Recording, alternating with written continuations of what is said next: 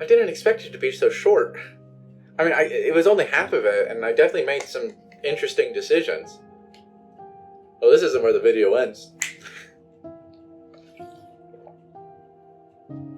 Let me just jump cut to part 2. I want to play more. I want to play more. Hey there, hi, hello. Welcome back to Scarlet Hollow, this time with significantly less scuff. Oh my god, I'm your host David Cuevas, and today we are revisiting my second playthrough of Scarlet Hollow. A guy who can't read tries to stay out of trouble in Scarlet Hollow. Welcome to Chapter 5, folks! As a quick little reminder as to who we're revisiting, we're revisiting David 2, a guy who is mystical and can talk to animals and is from a town called Lego City. So, as a quick recap, and I'm doing this all off the top of my head because I am still yet to rewatch that playthrough, I just haven't found the time. In Chapter 1, I killed Gretchen again, but this time for good reason, because I actually hung out with Duke and discovered that Duke was a good guy. In Chapter 2, I saved the kids again. I wish I didn't, but I did. I hate Becca. Chapter 3, the ghost just stayed in the library. I don't need to sacrifice to no one. Chapter 4, we shot Reese in the face. Then he ran away.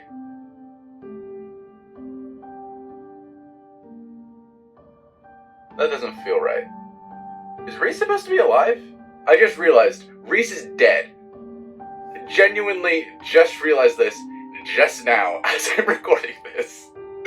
Reese is dead. I completely forgot about that. And that's just about all the major decisions. One other kind of important thing that maybe you want to know. I want to fuck Wayne. Somehow, as I was rattling off my recap, I completely forgot to mention, we met Dustin. And I love Dustin. Dustin is my favorite character. Dustin is amazing. And we met Dustin's mom. I love them. And if anything happens to them Black Tabby Games, I swear to God, you will feel my wrath.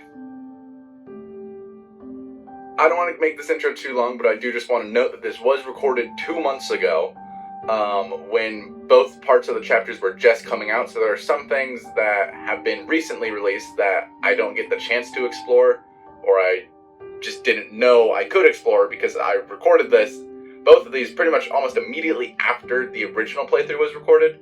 But yeah, without further ado, please enjoy a video entirely dedicated to Scarlet Hollow Chapter 5 for the second time. I fucking love this game. Once again, Kanika's, I don't think, is here. That's weird. Blank, we found her. She's headed up the hill.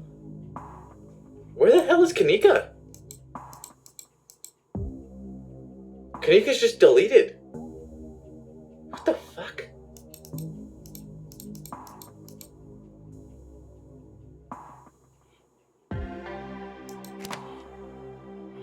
What? What? Question mark, and it was in red. She's just a shadow. What the fuck?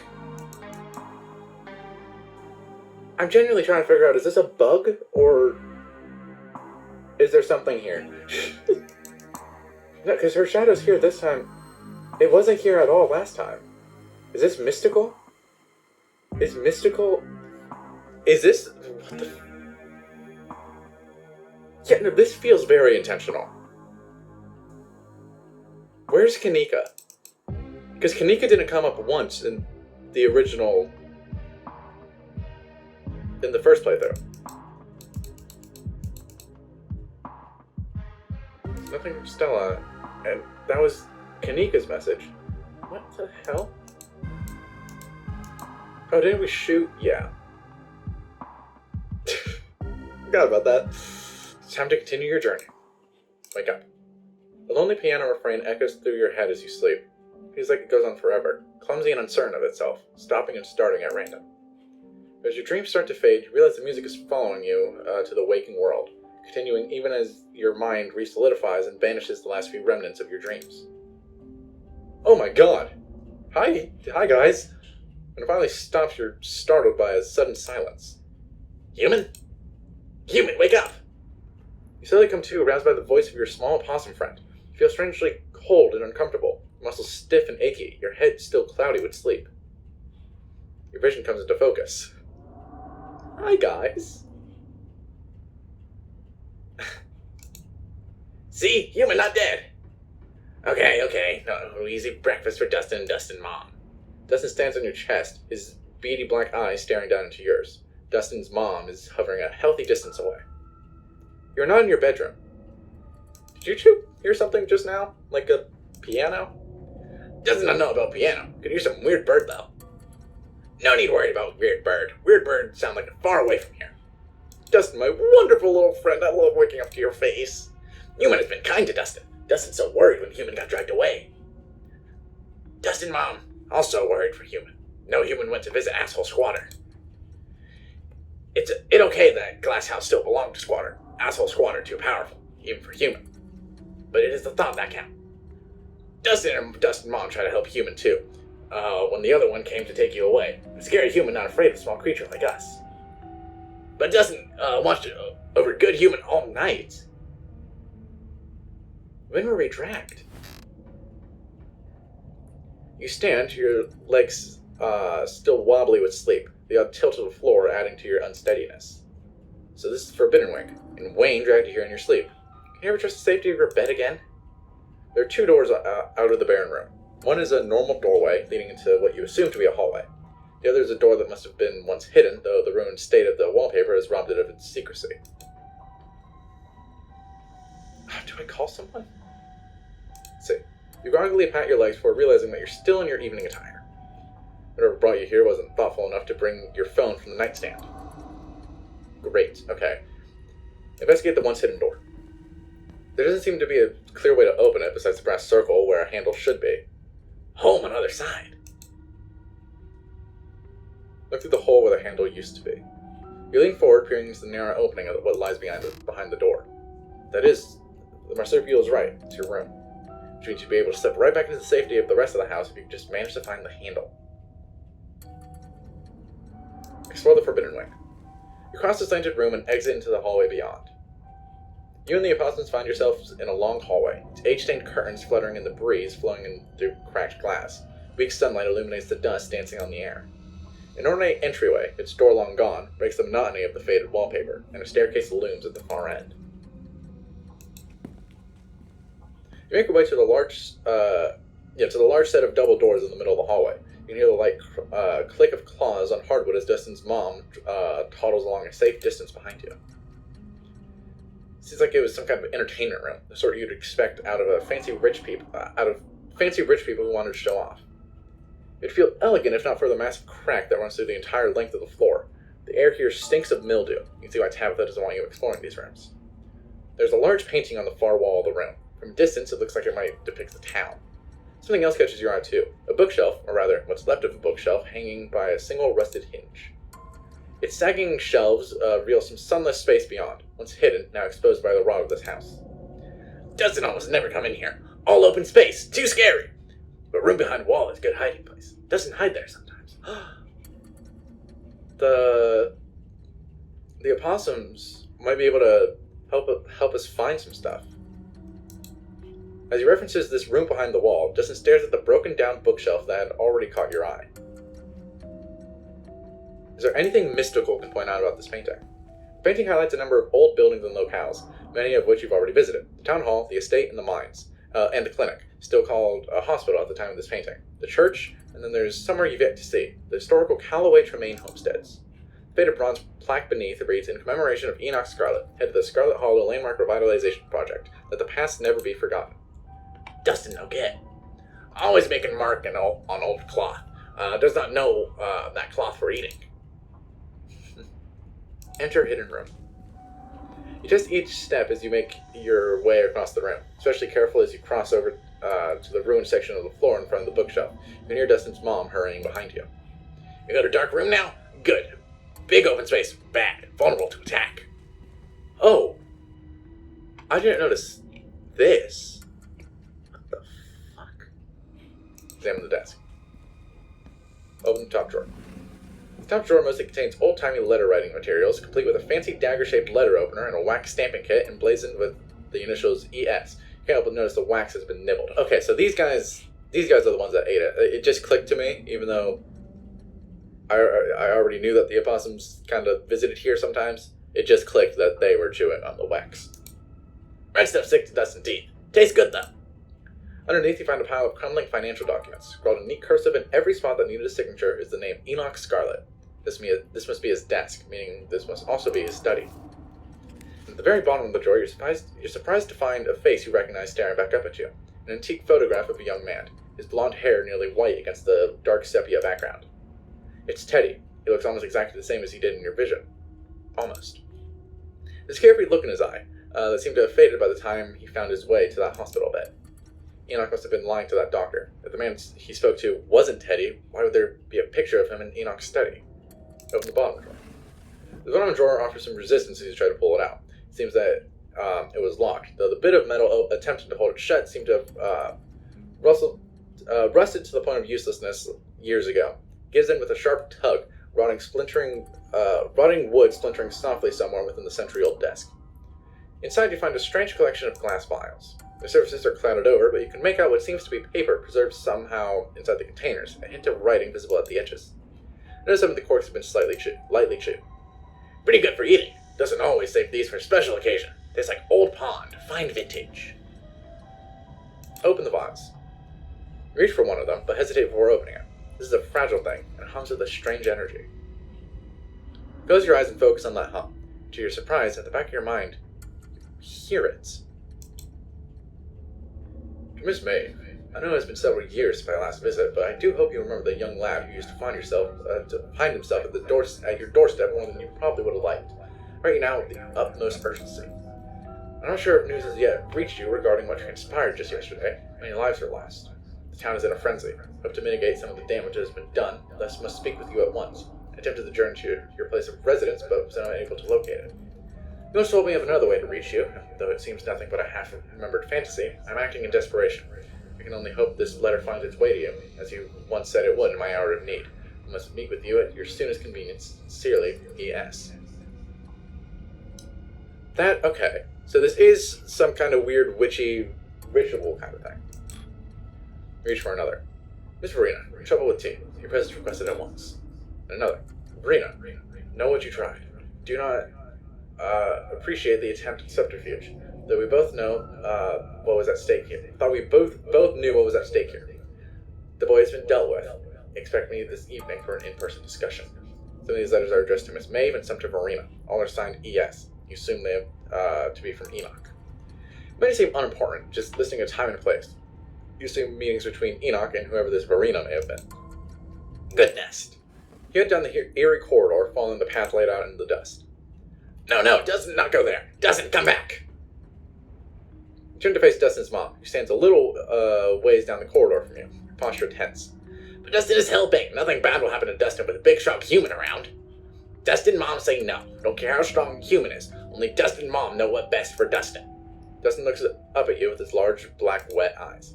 You won't have to go on without Dustin. Oh, that's kind of sad. He clambers down from his place on your shoulder, gripping your clothes with his little clawed hands. Hope human can find human-sized hole. We go back to Dustin house now. Human should be careful. Up there always smell like hurting. And with that, the final word of caution, Dustin and Dustin's mom toddle away, disappearing into some crevice that will take them back to the comfort of your dresser drawers. You continue following the tracks left by what you assume to be fellow humans. They take you up a flight of stairs, and you find yourself on the third floor of the estate for the first time. There are a few more footprints leading all the way down the hallway and into the farthest door. Move the boxes from in front of the nearest door. This is something I'm interested in. The boxes slide out of the way with a bit of elbow grease. Push past them into the room beyond. The room is coldly empty. The large antique bed is made, its sheets ancient and dusty, but still somehow giving off the feeling of tidiness, even with cobwebs stretched between each corner of its four-post or frame. Search the closet. This is really what I'm interested in. Make your way to the closet. Seems that Radine kept things neat and orderly, or as neat and orderly as she could, considering the decaying state of the place. Can't help but notice that these dresses look strikingly like the style Tabitha wears. You can imagine Pearl sifting through Radine's old trunks and clothes, recycling moth-eaten vintage dresses for her daughters in place of buying anything new. The only thing here besides her clothes and shoes is a box shoved off to one side. Pick it up. Child-sized overalls, striped shirts, a small pair of trousers with suspenders still attached. One of those little sailor suits boys from the 50s were always wearing. When you pull out the last shirt, a note is revealed, tucked away in the bottom of the box in a protective plastic sleeve. It's scrawled in almost illegible handwriting, but in some thick brown watery ink that's cracked with age. Mommy, I am in here too, and I love you. Your hands tremble, the note somehow making the tips of your fingers feel dirty, even as it sits behind a layer of plastic. You drop it back into the box, once again covering it with the clothes, shoving it back into the recesses of this forgotten closet where it belongs. Enter the middle room. This is our nursery. Kind of creepy. The space was clearly once a nursery, though no child has been in here for a long, long time. Check the bookshelf. The top shelf is occupied by antique picture books, Dick and Jane, books of nursery rhymes, ancient editions of Grimm's fairy tales. Lower shelves are full of educational material, from children's encyclopedias to writing practice workbooks. The sheer number of learning-oriented books on the shelf, you get the impression that the children who lived here were not supposed to be as interested in fun fiction as they were in diction and spelling. The family may not have been wealthy, but may have been wealthy, but maybe not enjoy. Read a few practice writing books. You leaf through a few of the practice books, gently turning the near crumbling pages. Flip through the rest of the book, your eyes unfocused as the many practice sentences and letter copying pages flash by. But something near the back of the book gives you pause. In a section that starts with the prompt, "Today I," Alexandra continues with, "talked to the boy on the wall." Oh, we don't get anything. I feel like Booksmart would have given me...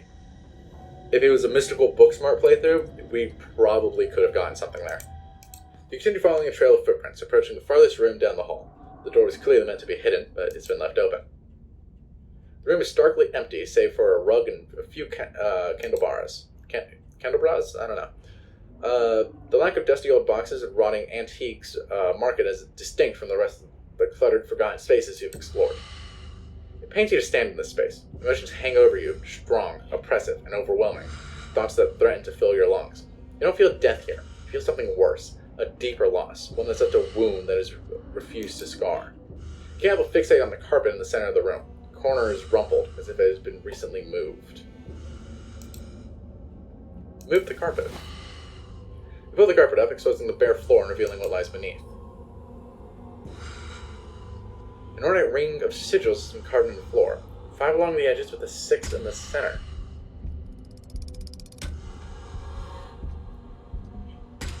What the fuck? I don't know what I gasped about. Oh, these are the seals, I believe.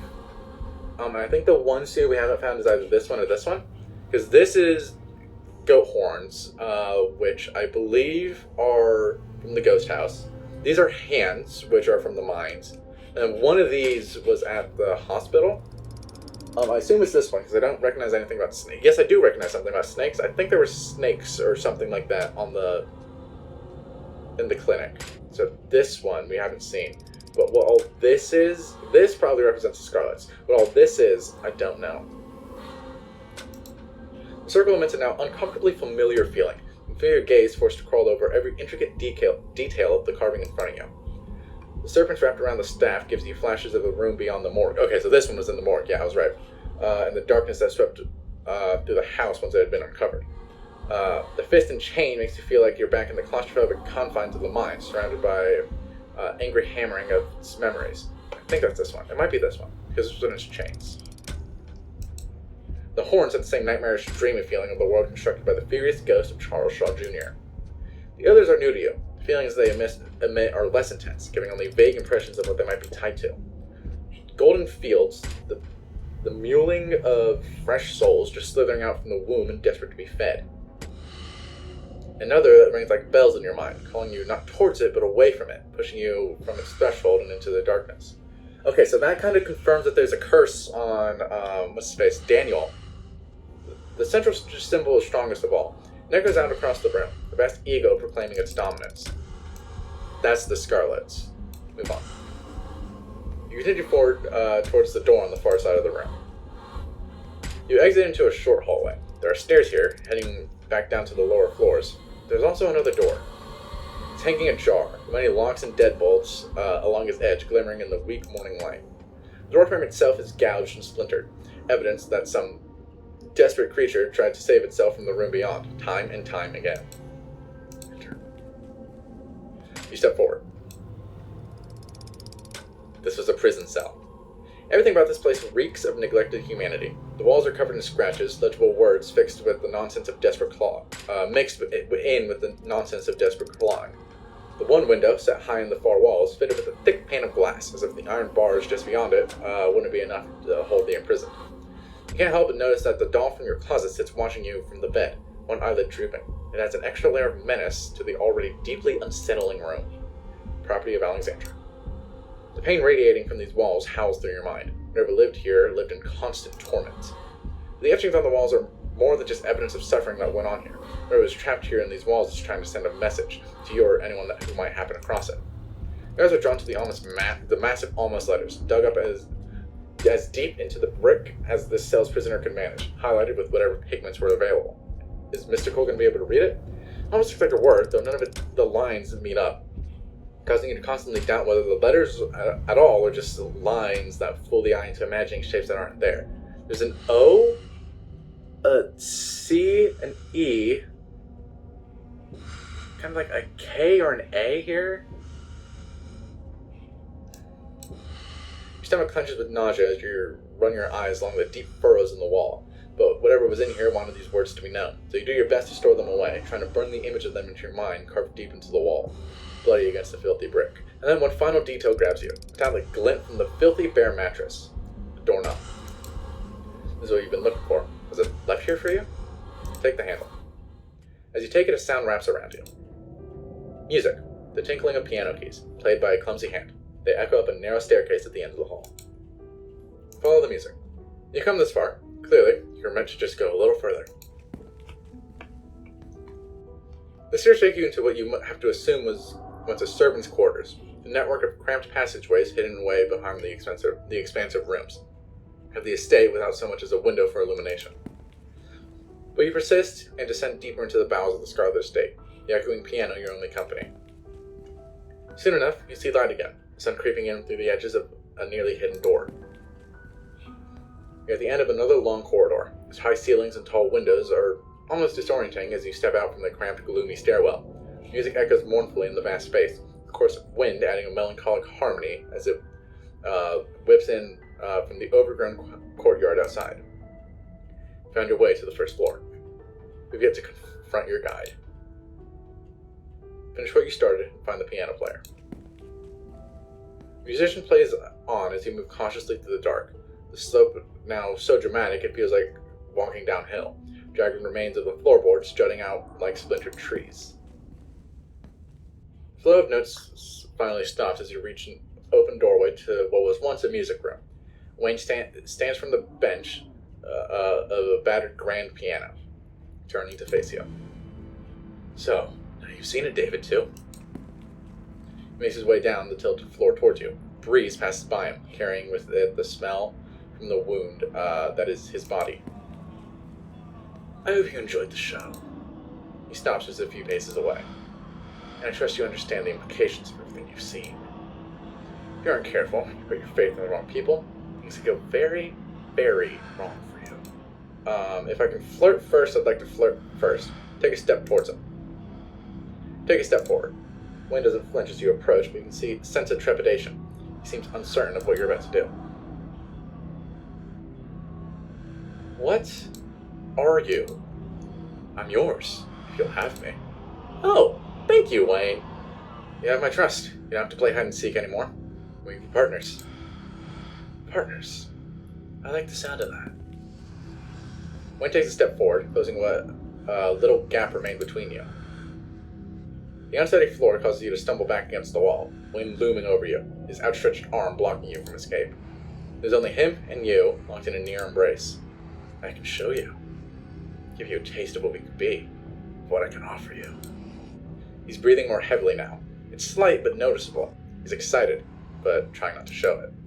If you're ready. I've wanted this since the first moment I saw you. Wayne stares down at you, bright eyes shining through the veil that flutters slightly with each breath. His other arm reaches up towards your throat. He rests his palm on the nape of your neck. It's warmer than you'd expected, calloused and cracked. his fingers strong as they tighten around you. Oh! This is not what I thought it was. There's a sudden sharp pain as if you've been stuck with a pin, and the unsettling feeling of something squirming. You can't help but try to jerk away from him as the squirming slithers its way up your throat. His fingers grip tighter, holding you firmly in place. And it stops. And a pleasant numbness starts to spread out from the base of your skull, flowing down your spine, enveloping you in a wave of bone-deep serenity. Your surroundings become unfocused, vision swimming as your head lolls to the side, hair standing on end in a full-body shiver as an intense pleasure sweeps across your skin. You're vaguely aware that your legs have collapsed from under you. Wayne holds you up, one of his arms curling around your waist, pressing you against him as you lose yourself in the sensation. Then it's over. Share a moment of bliss with your Was that a sex scene? He lets you go. You're slumped to the floor, and he takes a shaky step back, adjusting his sleeve. Think of that as a kiss. Okay. He has to catch his breath as he speaks. Business, before you go. The witch holds some of the final pieces. Find her, pry them from her hands, and everything should start falling into place. The thought feels slippery. You're unable to hold onto it, and the holding is painful, like you're gripping onto it in white-knuckled fists. You're forced to let it go. It fades. Unless you're already starting to forget about her. Kanika! Memory is a disloyal thing, isn't it? Physical, easily manipulated. Something being missing from your head doesn't mean it's gone from the world. Oh, I should have asked questions before flirting. Somehow you manage to gather yourself, stumbling to your feet. Your legs tremble unsteadily beneath you as you slowly recover from whatever it was Wayne did. And though you try to pull yourself out of it, your mind seems reluctant to part with the few lingering ounces of that incredible feeling, a foggy, dreamlike haze cloaking your thoughts. You can't stand here basking in it forever. You have your door handle, and you have much to do today. Nothing enough for you to do but hear but leave. I should have asked questions about what's going on, what I saw. But I was like, I don't want Wayne to run away. I need to flirt with him. Make your way back to where you woke up and slot in the handle into the secret door in the wall. It twists and the door pulls back, and you stumble through your closet and back into your bedroom. You lean against the doorframe as the last dregs of the intoxicating kiss leave your system, returning you to some semblance of normality. The state has gotten to you. After the events of this morning, your body burns with a ferocious itch to leave this place behind, to be anywhere but here. You leave in a haze, mindlessly grabbing clothes and an uncharged phone, barely even noticing your surroundings as you rush outside. Morning's revelation seizing your body and mind alike with a suffocating grip. Even the lingering afterglow of your entanglement with Wayne can't fill the sinking pit dug into your stomach. The cell, the doll, could Tabitha have known about this? It's not possible that Wayne would be leading you astray. You got a glimpse of brilliant colors of his soul. Something that beautiful, that expansive, couldn't lie to you. It wouldn't lie to you. Clear your mind. Close your eyes and take a deep breath, doing your best to separate your thoughts from the rush dominating your body. Oh, no. Hold on. This is the one time I'm re-averting the canon. No. We do trust Wayne. So here's the thing. I know Tabitha can't be trusted now. But I really want to be on good terms with Tabitha. I don't think Tabitha can be trusted. I'm kind of in the business of doing things opposite. I think Tabitha can't be trusted. Of course Tabitha can't be trusted. Nobody has the things you just saw hidden away in a locked wing of their house can be trusted. So what are you going to do about it? Wayne said I needed to find the witch. I should do that before doing anything else. Now isn't the time for unnecessary confrontations. Wayne told you to find the witch, and he notably didn't tell you to take this to Tabitha. Only you have no idea where to even begin finding this witch, or for that matter, who she, you assume she's a she, could possibly be. Think harder. Think back to the general store. There's a blurred place that comes to your mind when you think about this witch. Less of a place and more of a location, but less of a location and more of the idea of a location. Sort of almost location where you feel like you know where it's meant to be, but where you couldn't for the life of you describe it. But you could follow that important feeling. Walk alongside that strange feeling? Trace the fraying threads of memory forgotten. Sybil is doing something. You follow that blurry feeling, your attention drawn with a tunnel-like focus to the rhythmic falling of your feet, your surroundings distant and unreadable. You lose sense of time as you go. Then footfall stops, and you find yourself in Scarlet Hollow's main street, in front of an old bricked-up building that you don't recall ever seeing before. And yet, you know that this is the place you're meant to go. I didn't even notice this was bricked up. Hey! You turn to see Miles, a person you know, but who you realize now that you cannot place. Is this where he's supposed to be? Does he have something to do with the blurred space between your mind's eye? David, too. I have to talk to you. There's something going on, but I can't remember what. It has to do with Sybil and somebody else, and somebody else feels really important. And I feel like if I don't remember before it's too late, somebody's gonna... Never mind, this was stupid, I just sound crazy. It doesn't sound crazy, though. I feel an odd sensation as he's talking, creeping recognition. Can't seem to hold on to it, a slippery thought that refuses to be fully recognized. Something's so wrong right now, like something's supposed to be here and it just isn't. I think drinking the tea is the problem. Okay, the antagonist playthrough is going to have an interesting chapter. What chapter is this? Chapter 5. Something's so wrong right now. That was me. Jerry messed up too. So stupid. Tries to collect himself, wiping away tears and choking back whatever remaining sobs he had left. Look, there's this guy on the edge of town, Julius. He's crazy, but I remember him coming around and asking questions. And he always had this notebook with him. I don't remember what he asked me, but he'll remember it. Gotta go talk to him. Or get him to show you his notebook. He probably knows more than anybody about what's going on. I don't want to have to ask anybody to help me, but it's like I can't even think straight. Somebody do this for me. I don't want to feel like this anymore. Not again. Please, not again. He shoves a map into your hands and turns away, hiding his face as it cracks with emotion. I really didn't want to ask any friend for help. That's how bad it is, okay? Don't tell anybody what I said, though. I don't need people thinking I'm crazy. Then he's walking away. Though where, you can't be sure. If he even has a destination at all. This place seems like a dead end, but you have a new lead to follow. I think we just follow the lead. Follow the map and make your way to Julius's farm. I assume that's the end of this part. This is the end of part 1. Back to heavy games. As you make your way along the sunlit dirt road, you feel it. Oh, reach the farm without getting arrested. Despite being... Okay.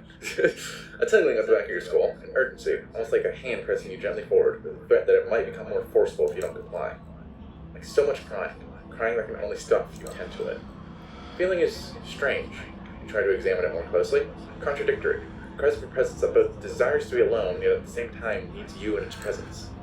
It's bringing something into this world, and it needs your help delivering it. Pick up the pace. You lose track of time, your attention glued to each step, your mind ceding control to your feet. They know exactly where you need to be. Oh, hey Wayne, you're just here. So the trance goes, until it's haunted by the unlikely sight of a familiar figure on the path ahead. Good, you found your way. I knew you would, eventually.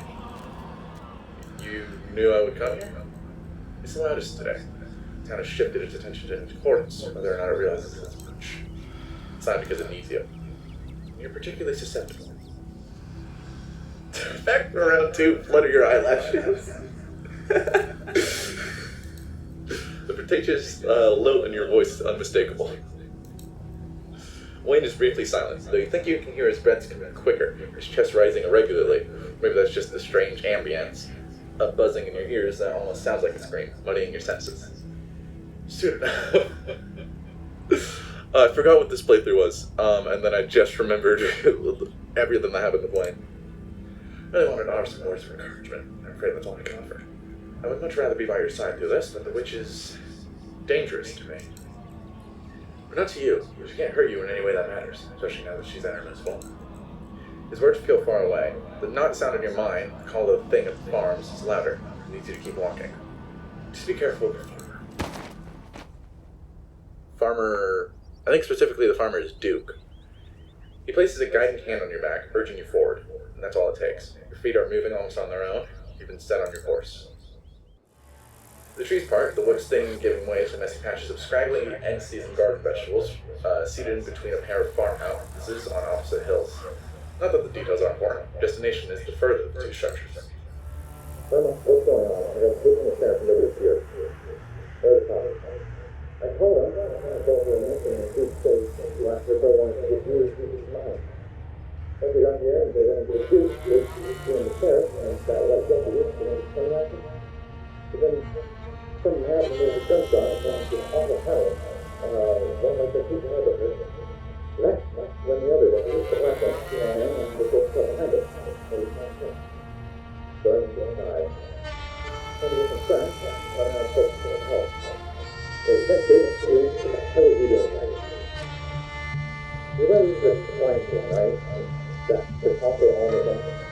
Talking is just noise. The words don't matter. There's a humming in your head, almost like a voice, one you can barely make out. You know clear the place you get to smell. You start wandering up towards the farmhouse at the top of the hill. But you continue forward, barely even notice your hand slipping over the doorknob. You'll be alright, alright. We'll get your boys out of there. That's alright. Now you're inside. Good day, Hugby. Sheriff Hugby Dane was in the middle of the room. An axe attached to some strange mechanism in the ceiling is embedded in his face, holding up his corpse as an imitation of life.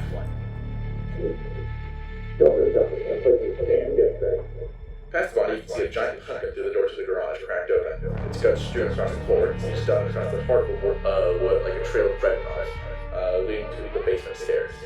Franklin, how's that? After his voice called him behind the wall of roots, blocking the basement door. Yeah, he's trying to help. That guy up there? No, he's trying to help. What are you doing? Everybody shut up. That's no thing on there. Just step outside and one up to the die on that. The doctor pulls at the door, but a weave of fibrous tendrils hold it shut. It would seem that the same forces that let all of them in refuse to let anyone leave. You already know what's going on. There's the basement. You're vaguely aware that Officer Derrickson is trying to stop you, but he's too nervous to take a step. You reach the basement door and start to climb the weird fleshy vines blocking your way.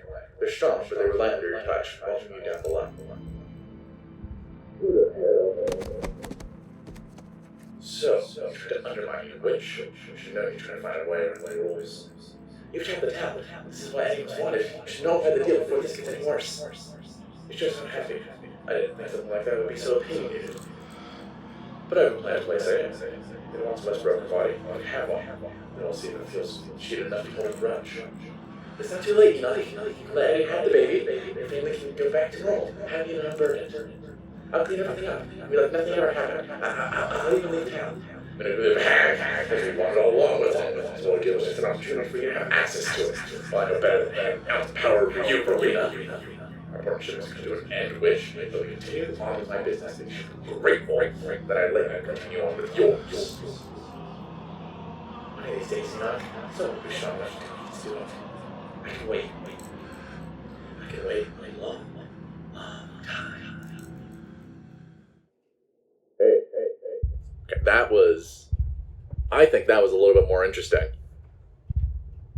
It's always going to be more interesting with Mystical. Yeah, that was cool. So yeah, that just kind of clues you in early to what's going to happen after this. That's dead, right?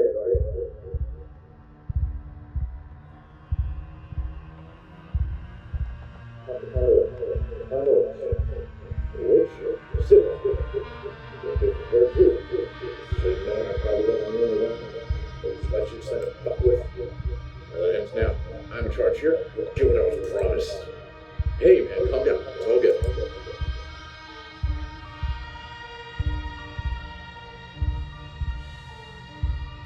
Okay. Your vision finally focuses, and your mind is once again your own. The man, Julius, holds a gun in a silent threat. As a person you met in the general store on Wednesday watches from the corner. Oh yeah, we actually don't know Avery. Franklin sits hunched in the corner, his expression icy and unreadable behind his sunglasses. And in the corner, his bow. Something is attached to him, source of the awful noise. It stutters with pained inhalations. Bo is still breathing, but he doesn't look well. The stone brought you here and stuck you in the middle of another nightmare.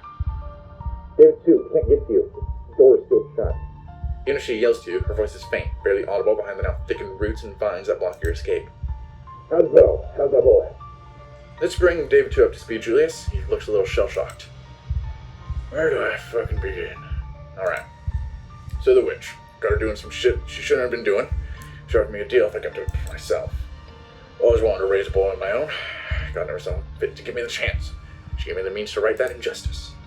Only I obviously didn't do quite the way it was supposed to. Cal always interfered just like always. And so I had to hatch him a little earlier than he was ready. And he came out hungry. Too hungry for me to handle. He kept trying to get at me, so I had to hole up down here. Been stuck since fucking Wednesday night. Damn Roosh wouldn't let me leave, and clogged up the drain, so I hadn't been able to call that witch and get her to make things right. But I'm a man of preparedness. I figured I could wait it out, till Bo here said trespass. Because he got lost in tussle with my boy, and the two of them wound up down here with me. And that about sums it up. Guess in the end, it's only fair. Son for a son. Birthday never pretty, is it? So like doing it the old-fashioned way, it's all sunshine and roses. Just hope he winds up looking more like a person when he's done cooking. I don't give a shit about your story, Tremaine. None of that is reason to shoot a cop. I don't even hit you, fucking pussy. It was self-defense, castle doctrine. What in the hell are you talking about down there? What are you doing with my bow? Calm down, Calloway. We got the situation under control. Just let us talk it through.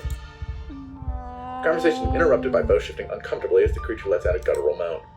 That's my boy. Enough of this bullshit. Still haven't get this act out. Well, then some damn tumor shot me. Are you sure you would have been treating other trappers? There's the sound of something being torn free from wood and hacking at the vine-like tendrils blocking the doorway. But no progress seems to be made. For every piece severed, another grows in its place. I want to bring the whole damn house down, Duke. A string of desperate curses from upstairs, but the axe doesn't stop swinging. Though squirms in discomfort, Baby seems to be digging deeper. Oh, we have the vaguest memory of Kanika. Okay, there's someone important I have to get to. Someone connected to the witch. She's in trouble. It's urgent. We have to hold on until it all's done. That means I have to get in touch with the witch. That faucet there. It's fed by natural spring water. It's a preferred method of communication. Like her internet, I suppose. But as you can see, it's currently out of order. I tried earlier, but my boy's got his, meat all in there. We won't begin to drop out of it until he's calmed down. Bo twitches, his skin blossoming with fresh bruises as the thing takes more of him. Now said you had a notebook, that you've asked him a lot of questions. He sent me to you to get help fixing something that's wrong with the world. I don't go around showing my notebook to just anybody. For all I know, she sent you up here to test whether I'd be able to keep my mouth shut. That's some extremely vague shit anyway. What am I supposed to do with that? I don't know what's wrong with the world. I've been stuck in my basement for the past 2 days. What the hell do I know about what's going on out there? Can't even get in contact with the old crone because the tap's all clogged. Not that I didn't fucking try. If it's Miles, something happened to Sybil, he would ask her for help if she was okay. Maybe she's in trouble.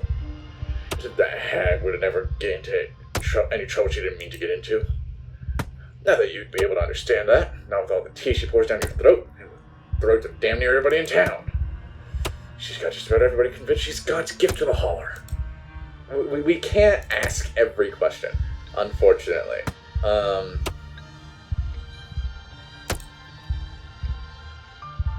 However, I'm very adamant that we destroy the thing. I just fear Julius is bound to do something if I do that. Because this playthrough is more intentionally focused towards Duke, supporting Duke. I even went to the police in this one, I think, so I actually know what's all that's going on. So, and we intentionally chose to save Duke instead of misunderstanding the whole Gretchen thing. Enough talking. Somebody has to destroy this thing. Might as well be you. Waiting brings you to your limit, and then it brings you past it. You move quickly, diving across the small room, scooping up the shears on the floor as you zero in on Bo and the thing slowly eating its way through him. Hey! Ooh. The shears come down on the thing, piercing its unnaturally soft chest. Bo's stolen blood pours out of its orifices in a thick sludge. Bo gasps as if it's him you've stabbed, the thick veins under his skin expanding, writhing. No! You'll pay for this! You whirl around to see his gun trained on you, your heart freezing in a split second of utter terror. The Deputy Franklin seizes his moment. He lunges for his gun, grabbing and aiming all on one cop movie motion, turning Julius's attention away from you. 2 shots are fired. So close together that it sounds like an echo.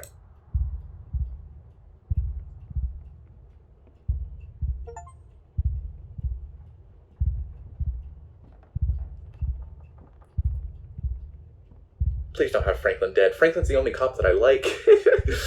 He scrambled back against the wall. The aftermath of the momentary violence comes into focus, your ears ringing, muting your surroundings.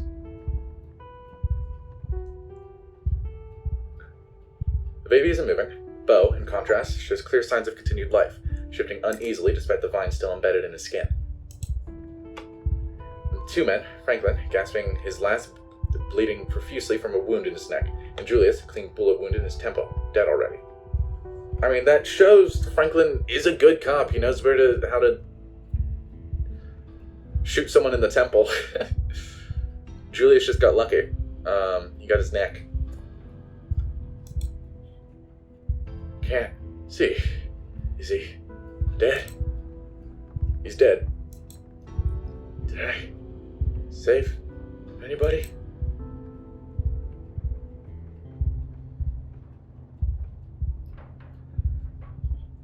Ugh. No, Franklin's the only one that I like. Very consistently, Franklin has been the only one that I like. We will let him die proud. Yes, officer, you saved me. Thank you.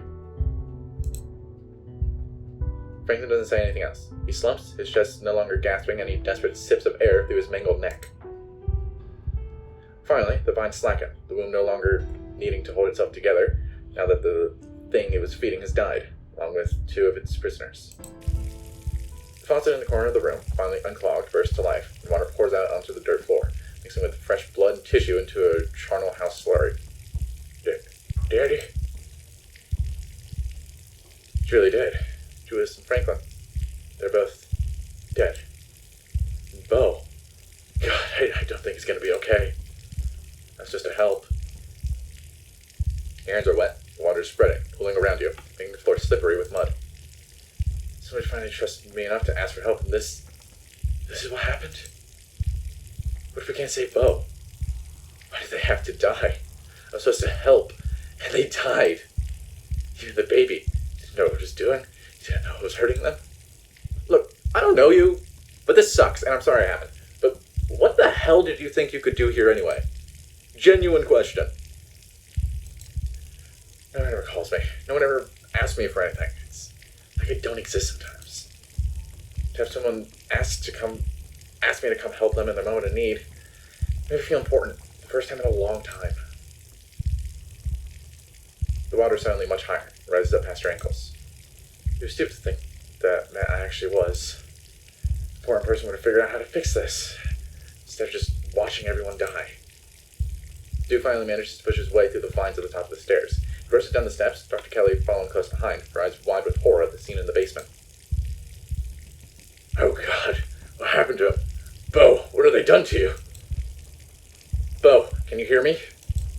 Uh-huh. Am I getting a checkup? Sure are, Bo. Stay with me. I'm sorry. I'm sorry. I tried. What do you mean you're sorry? What do you have to do with this, you freak? Did you help that rat bastard? Did you lure my boy in here? Am I hallucinating? Do you guys see the water? It's up to your chest now. There's no denying it. But no one notices other than you.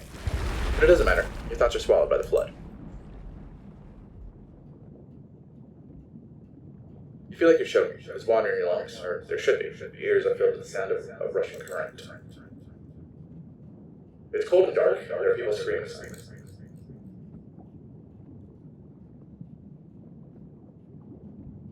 There are bodies in the water with you. They're all dead. 1,000 corpses, 1,000 homes, all torn to pieces. But the flood recedes. It hasn't happened yet.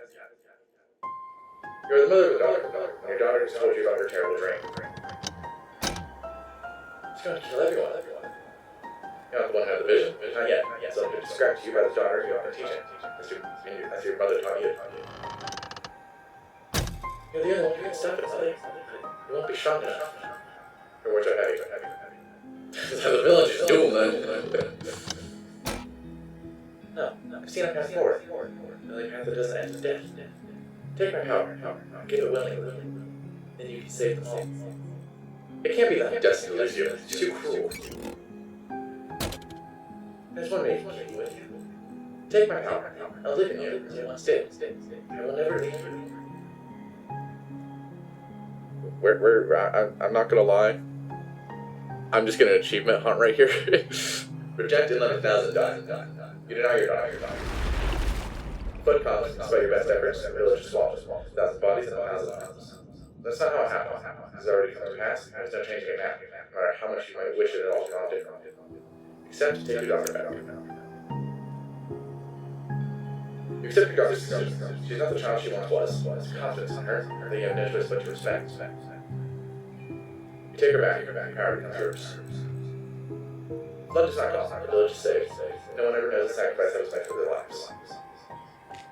No one but you. Years pass, you outlive everyone you used to know. Move on, find new people, start a new life. You have another one. This time the vision is yours. You see your first daughter lives in you. It's just what it's correct. Rotting bodies in the streets, smell of sickness on the wind. Church bells are ringing for an endless parade of funerals. The entire city's gates will never reopen. Everyone inside the walls falls because of the plague. You are among the number. Your body no longer strong enough to heal even itself, or not enough to stop it. Not as you want. There's another path, a narrow thread. If you are stronger, you can tug it and unravel a tapestry in the future. Mother, what's wrong? Your daughter will never be as strong as you are. Not what you have to do. She still carries it as strength. Enough. Take your daughter back. You do not offer her an explanation for trying to take her back. She rebels. Her power is weak, but know that she is not easy to contain. She's frightened. Let her go. Give up on the city. Your daughter leaves you. You resign yourself to the future. She's one of the first to die. The streets flood with disease, and the bodies are burned, then left in heaps on streets, until no one is left to remember any of their names.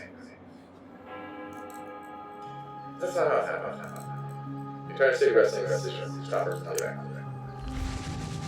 You don't let your daughter run from you. I want to note, a lot of this sequence, and with what Sybil's powers are doing, remind me a lot of The Long Quiet, especially when she appears behind Kanika later.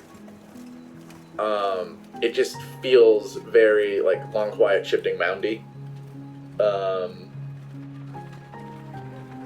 And I'm sure like this is definitely like it's objectively has to be inspiration of The Long Quiet, like these tendrils specifically drawn like that. Maybe I'm just obsessed with Slay the Princess, but you know, like your daughter run. No play comes like the city never knows that it could have been a ruin. It would have been a ruin. But it was unhappiness.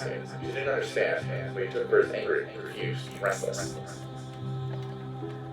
You have to carry that again, as a part of the burden of where you are. Though no one knows the depth of what you have done over the years, you have not escaped this. You find yourself in a capital and a place whose name has changed too many times to count. The war is grown, as those who hold fate in their hands are on you, the lips asking which Dutch spoon to cut. And the tapestry is once again revealed to you. The war rages and never stops raging, bleeding that strange generation, children born to die, decades of pain that leave a raw wound on the world, or an end where it begins. You die for the sake of many. You guide powerful hands to crush those that feel crushing, until you have more power of your own. You guard your daughters. You raise them differently these days. They're just quiet left by the reluctant daughter to taught you a permanent lesson.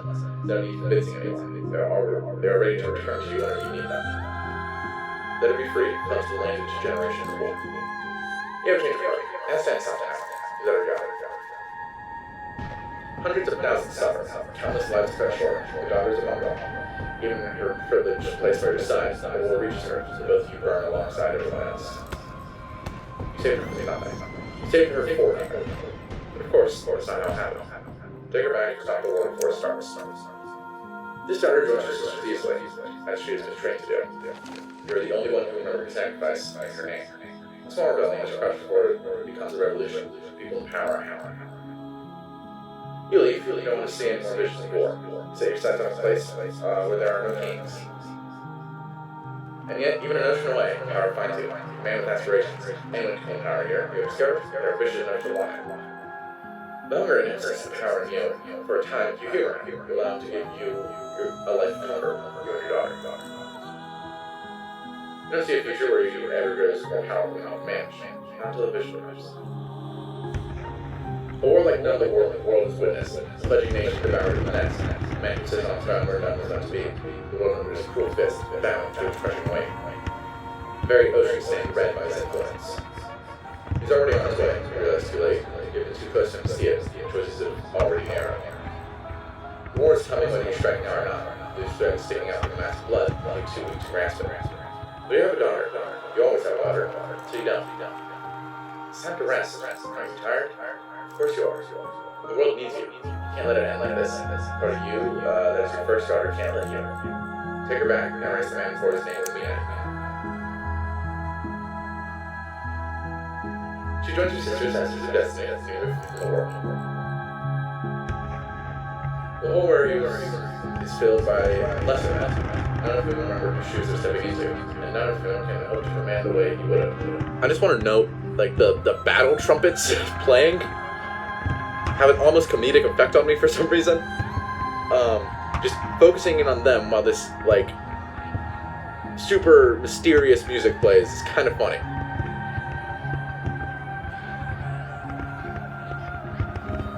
Where'd it go? But it's still, less blood, but you still feel every drop. Hide yourself away from me. You and your dog. The vision still finds you, but here, you're small. The decision is simple. Make them all the same, help them where you can. Storm hostage, conflict settled. So one day, you are shown a dark pit. Splintering wood, debris trapping everyone inside, bodies burning as a very rocket fire. Children screaming as their flesh bubbles. Silence, lungs full of snow. You know the choice that lies in front of you. Take it back. You join two sisters, so many have before. There's the achievement I was going for. The disaster is averted, lives are saved. And you have another dog. That's not what happened. Not this. Take your dog's hand, and you look her in the eyes. Say green, like yours. You don't want to do it. You stare out over the hills together as there's smoke rises in the air. You can't hear the screams. You sit mule dog like anyone else. After all, that's it. They will be lucky not to know your grandchildren before you go. Then the man, with him, a vision. I love that Enoch is the only one to have any sort of facial feature aside from the daughter in a minute. And it's a mustache. Like, Enoch's defining characteristic of his face is his mustache. He's already said he's bringing something around that doesn't belong, but that has been passing at the edges of the world, trying to find a way in. And this is played out like how you help him out. More than 30 follow almost to focus. For the first time, follow beyond your death. Disaster after disaster, crisis after crisis, thousands of years of little cuts that you weren't there to matter. On and on it goes, longer than you can ever hope to follow. Told, eternal, and incalculable. There's a need for it too. If you're patient enough, if you're strong enough, and it finally comes, do everything right, and devour this thing that sits outside the world. And it will give you so much power that you'll never take back your daughter again. You can face as many things as you can cure things. Floods, plagues, wars, kings. Look into your green eyes. There's so much like yours. Okay, I already have the achievement, so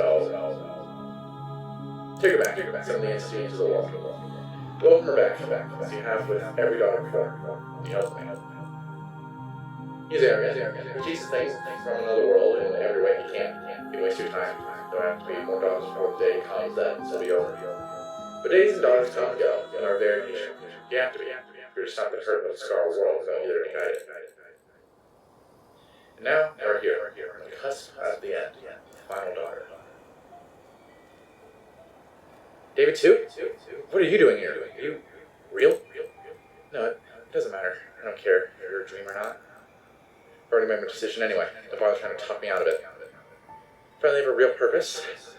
Now that I know what that purpose has always been, I can't go back, or it would hang over me for the rest of my stupid small life. Everyone out there forgot about you, Kanika. It's like you didn't exist. That's okay. It's part of all this. Surprised you were able to remember. It's kind of nice. I think even one person might remember when I'm gone. But it's okay if you forget me too. It's all said and done. I don't need to be remembered. I am sticking with you don't have to do this, Kanika, because immediately after ending the recording for the original playthrough, I just sit in my chair. I'm just like, yeah, I regret this. I regretted the decision immediately. But hey, what can be done? You don't have to do this, Kanika. Yes, I do. You know what's going to happen if I don't. Actually, I didn't. I didn't see it. I saw everything else, didn't see this one. What am I supposed to do? Go back to my normal life after this, knowing how many people are going to suffer through the generations because I was too selfish to save them? How could I ever live with myself? Are you a skeptic? Why accept your deal in blind faith when you haven't had the chance to see how things actually play out? Well, if she's right, then I'd be doing all those people just because I was too much of a coward to do what she's asking me to. I have to take this on faith because the consequences are just too much. This week has taught me anything. It's that my intuition isn't always leading me in the right direction. Isn't it time I took that to heart now when it could mean saving so many people? She's manipulated you your whole life. Everything she's done is push you to make this choice. Don't let her win. But if it's for a good reason, my death will mean something. More than it would mean if I died any other way. I have to do this, David, too. It doesn't matter if you don't understand, because soon you're going to forget that you ever met me. It's what's best for everyone. It's alright, dear. There's no need to let David 2 talk you in circles. You're being so brave. David 2, you have no idea the kind of danger you're putting yourself in by being here. I think you're doing the right thing, but what you're doing is dooming countless lives, starting with yours. Tabitha 2, she carries a heavy burden. Well, you know what? Fuck Tabitha. Actually, no, this isn't the playthrough where I say that. No, yeah, Tabitha is carrying a heavy burden. Boo-hoo. I still haven't watched the original playthrough for this. But she doesn't have to. Not anymore. You two can be the family you were always meant to be. Free from the sins of generations past. If you let me do what needs doing. Kamika can't save you on her own. I can. I'm only able to tell you so much, but I tried to show you what I could. I hoped you would be able to trust me by now. For your sake. I don't. I never have. I will repeat this every time. This is the only way your story gets a happy ending. A truth unstained by illusion. There's no witchcraft in her words, no trickery. At least none in her heart. Perhaps there remains a narrow path for you to walk. Speak the name that was carved into the cell wall.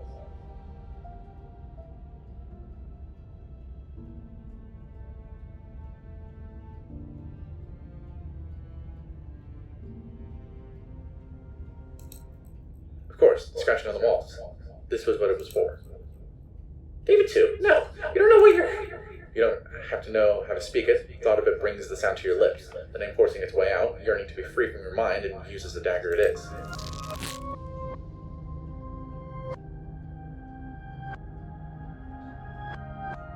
The dagger tears into her.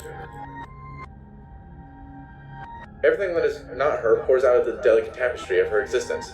Parts she arranged so neatly scattering, their voices filling the dream around you. Confusion as her careful order is upended. A single dangling thread comes into focus.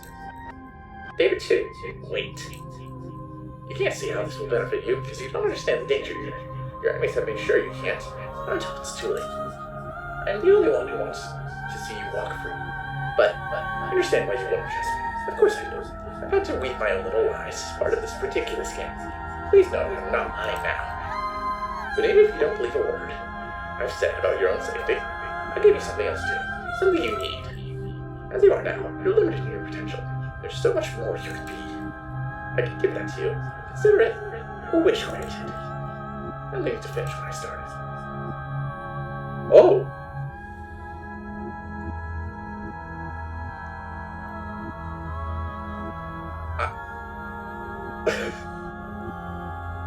Hold on. What the fuck? What would this do? Hold on. If you want me to trust you, then give me what you're promising now. Show me that you can. I can't. It requires a strength I don't currently possess. If you want what I offered you, you'll just have to trust me. I'm doing this for everyone. Remember that. Oh no, I don't know what to do. Because I kind of want to explore what these do. Okay, pull the thread. You ignore her offer, you grab the thread and pull. The delicate tapestry is unwoven, which is careful work torn open, if only momentarily, as her daughter's hands are finally unbound enough to grab for their mother. Their cries are a song, calling out as they drag her down into the depths of their mats, craving her warmth, her attention, her love, as it had been so long since she held them. Huh. The tapestry weaves itself shut around her. Cries go quiet. Sated. The witch is gone. We got rid of Sybil. This is the best outcome. Kanika catches her breath in the space once occupied by her sisters. Now she stands alone. Though she isn't really alone, not anymore. She never will be. She wears the weave of all those generations of power. Someone has... Kanika's the new witch. What did you do to me?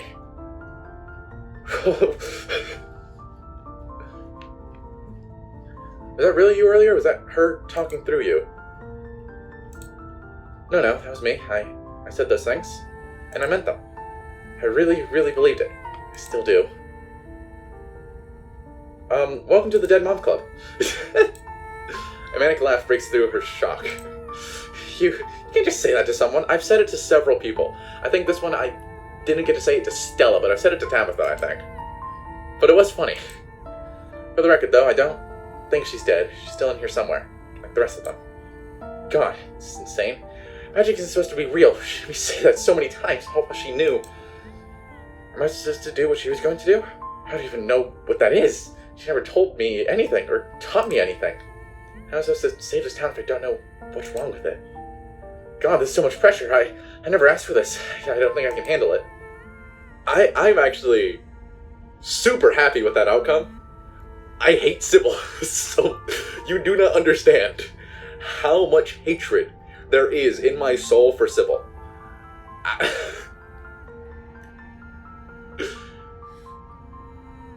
Maybe there was a little bit of trust in the original playthrough, and that's why that outcome happened. But Sybil being dead here, oh, so good. This is probably the happiest you'll see anyone about killing an old woman. Oh my god. You know what? Aren't you glad she's taken out of the picture? You're free. That's a good thing. Her gaze is distant for a second, like she might cry. I'm not sure I'm as free as I look. The thought was kind of nice, you know? Being a part of something bigger than me. Not having to feel guilt or stress ever again because someone else was making the big, important, scary choices. Now those expectations are resting on me. Better not mess this up, or all the sacrifices of generations before me will go to waste. She takes a deep breath. Moving around in some fake dream dimension isn't going to solve any problem. Gotta get out of here. It's weird. Everything felt slippery before. I couldn't hold on to anything. Now it's like I can see how it's all put together, where all the seams are. So if I just, see whatever it is she's doing, the world around you goes dark. You're moving, like a current is carrying you somewhere, pulling you upwards, your body ascending rapidly until finally you surface. Deadness Lake. We got Kanika. This is what we wanted. You're outside. It's raining. You have no idea where you are. Tulip? Janie?